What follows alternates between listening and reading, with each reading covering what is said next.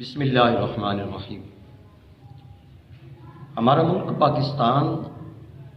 جن مقاصد کے لیے بنایا گیا تھا، ایک سوچی سمجھی سازش کے تحت ان مقاصد سے جنریشن کو دور کیا جا رہا ہے۔ یہ بھول بلیوں میں گم ہو جانے والی قوم ہے،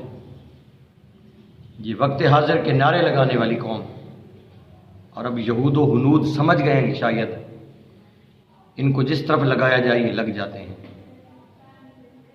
ہر روز آئے دن کوئی نہ کوئی نیا طریقہ نکال کے ہم پر ٹیسٹر لگایا جا رہا ہے، اور ابھی جو لیٹسٹ یہ کام چل رہا ہے، 6 مہینے پہلے میرا جسم میری مرضی جی، اور اب وہ عورت مارچ، یہ کس کی اجازت سے ہوا ہے، کس کے اشاروں سے ہوا ہے؟ اور جن جن جگہوں پر اسپیشلی اسلام آباد میں جہاں ہوا ہے، وہاں تو بغیر گورنمنٹ کی اجازت کے، گورنمنٹ کی پرمیشن کے، گورنمنٹ کی آشیرواد کے کوئی کچھ بھی نہیں کر سکتا، اور اتنی بکواس بازی، کوئی پوچھنے والا نہیں ہے۔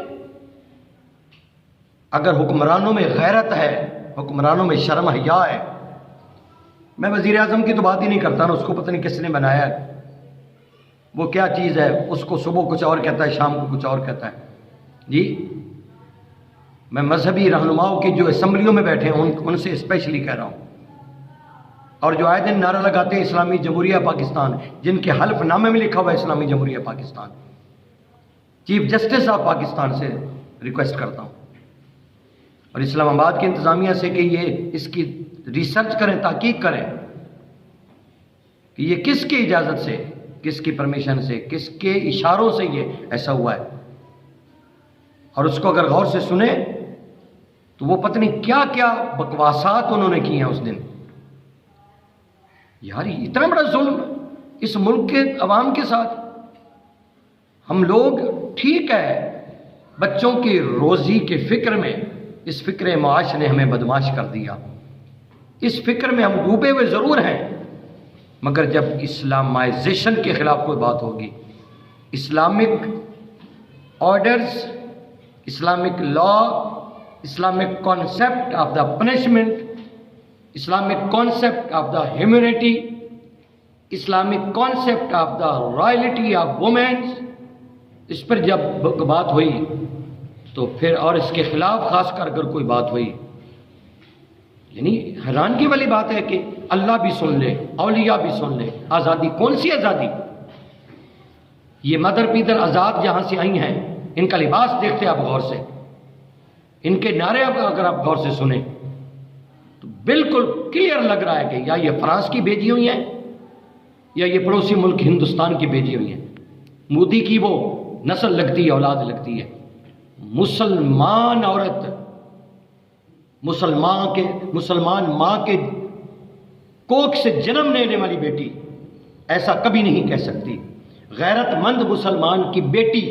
لا الہ الا اللہ سیدنا محمد الرسول اللہ پڑھنے والی بیٹی کبھی بھی ایسا تصور نہیں کر سکتی، اور یہ باقاعدہ چھوڑی گئی ہیں، جیسے ہر دور میں واٹر کو نہیں چھوڑا جاتا کسی پر، یہ اس طرح کے یہ چھوڑی گئی ہیں باقاعدہ، اور ٹیسٹ کیا جاتا ہے کہ کون اٹھتا ہے۔ مذہبی طبقے سے کہوں گا، خدا کے لیے ایک دوسرے کی لیگ پولنگ چھوڑ دو، ایک دوسرے کی ٹانگیں کھینچنا چھوڑ دو، ایک دوسرے کو نیچا دکھانا چھوڑ دو۔ تمہارے علم کو سلام، تمہاری تحقیقوں کو سلام، تم میں سے جو مفسرین ہیں ان کو سلام، جو محدثین ہیں ان کو سلام، مگر خدا کے لیے کچھ اسلام کے بنیادی اصولوں پر بھی کبھی غور کر لو، اس پہ تو کمپرومائز نہ کرو۔ وہ تو ہم سے وہ ایک درمیان میں ایک سکھ آیا تھا، پتہ نہیں کراچی کے ریلی میں آ گیا تھا یا اسلام آباد کی یا پتہ نہیں لاہور کی ریلی میں، اس نے خوب جواب دیا، اس نے بولا تانوں پتہ نہیں تواڈے نبی نے کی فرمایا، تواڈے رب نے کی فرمایا، یعنی اس نے گیلا کر کے چھتر ان کے منہ پہ مارا تھا، مگر شاید وہ محسوس ہی نہیں کر رہی، کیونکہ یہ NGOز جہاں سے مال کھاتی ہیں، جہاں سے ان کو ایڈ ملتی ہے اور جہاں ان کو اشارے دیے جاتے ہیں گورنمنٹ پاکستان سے، وزارت داخلہ سے اور